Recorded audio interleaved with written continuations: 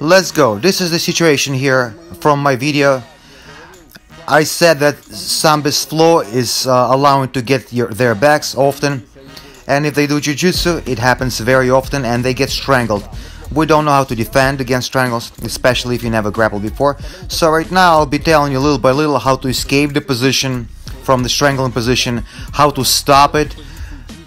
So you've been choked, and in order for it to work, he needs to secure my hips. If he does not secure hips, I can rotate and escape. In next videos, I'll show how to escape this submission, this strangle. A lot of cool moves. But today, let's imagine you got caught. And in order to strangle, he'll be holding you with his legs. Obviously, the best thing is to spread him and spin around. But some people hold you tight. Some people don't cross over. Let's first look when they cross. Subscribe to my channel. I'll understand that people really like that we're doing correct work. Channel helps you and you're approaching your victory. You should be having a support point, not on your feet. If you use your legs to support, it's going to be hard to finish. So it's either your butt or you rock yourself on top and he supports your weight. You see, his butt. I can rotate in any direction now, left and right. So the first thing, when you're sitting like this, secure his knees. It's a must to secure his legs so he cannot break that cross. If we don't secure legs and want to do our submission, he'll react and pull it out. You see? Because knee moves, he can move his ankles. For that, first, hands on your hips and squeeze. That's it. So now we secure it and his cross does not separate. And we're going not like this, but crossways. Whichever leg is on top, the opposite leg of yours is on top. So his left covered with my right, and then I secure like this. You can fall on your side, it's the best, because we need hip action. We either use our foot to push and elevate our hips. Sometimes you swing your legs sideways like this. You see, rotate to the side. He's got flexible legs, I can see, to the side. And now we don't have support. That's why you fall on your side in such a way that our hips can move. We break it with hips. One more. Strangle me, strangle me.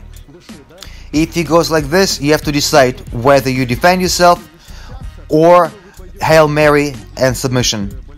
Me personally, I'll use Hail Mary move.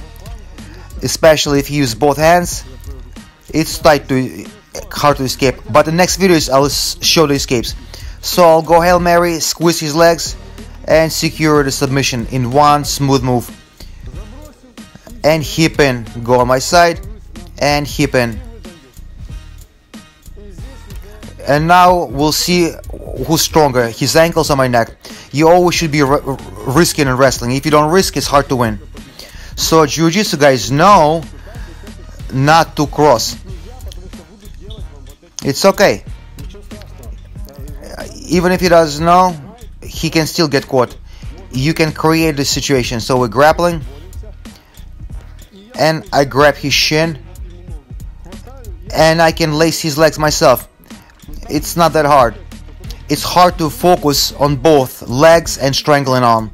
So sometimes I do this, I distract him, and I gotta understand when he forgot about his legs, and I secure my position. Help myself like this or the other way, doesn't matter. There is another move when you can break one leg. At first, let's look at the situation. Vlad Kulikov showed an armbar from this position. Get the back, grabbing by the wrist, not by the wrist, by the hand, unless the rules don't allow. Fall on your side, secure the arm above the elbow. If rules allow, crossover, get the arm, and hyperextend. So, armbar. And people say you can do a krest, the cross submission. No, you gotta be super flexible to secure it. And even if you can secure, the force is not there. The higher I am, higher above his, the easier it is to do this move. The lower my hips compared to his, the harder it is to do. And he can also easily pull out. So our goal to secure his knees down by lifting our hips, knees lower, and now we can do the submission. So don't worry about lat submission. Nobody will break your legs from that position. But there is one thing: when we defend, people understand I can do this cross submission, krest, and they pull one leg out, this or that. You can do it with one leg. You need to control his knee. If I go above the knee and start pulling, you see the knee plays a little bit. It can lift, rotate. So you need to secure the knee below the knee,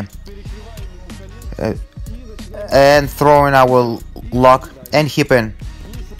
If I release the knee, he can either pull out or stick it deeper. So secure that knee. You can grab your leg like this or like this and throw your lasso on. Slava asks, what if he falls on this side? It's hard to do, but watch. Don't use the back of your knee. You will not create tension. You want to do it perpendicularly, like this. And now you create tension. Now you have good prop. And hip in. If it's like this, sliding in, you'll expire, so to speak. So under your own kill, Dima Babichuk did it to me once. For 2 weeks I was limping. I did not expect. I also left one leg. And I knew he wanted to do cross. And I have a tolerance, but he did it so fast because he crossed over with one sudden move and hipped in. Just remember whether it could be done or not, but understand, secure the knee and not behind the knee, but perpendicular control with your other leg, right by Achilles.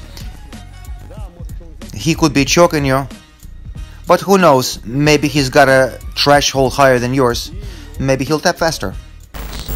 Most important thing to understand, that if the most little move can be a winning move. Usually people get used to standard moves. They get used to submission attempt from their opponents, and if they know all about him, they can prognose his performance in his next step. So that's why those little moves nobody expects. Try, work on it, and surprise your partners. Subscribe to my channel. I'll understand that we're doing good work, that this channel helps you, and you're moving towards your victory. И хватаем накрест. Не вот этой ногой, а вот какая сверху. И получается это левая-левая, а мне нужно на левую забросить правую. Оп, и сверху закрываем.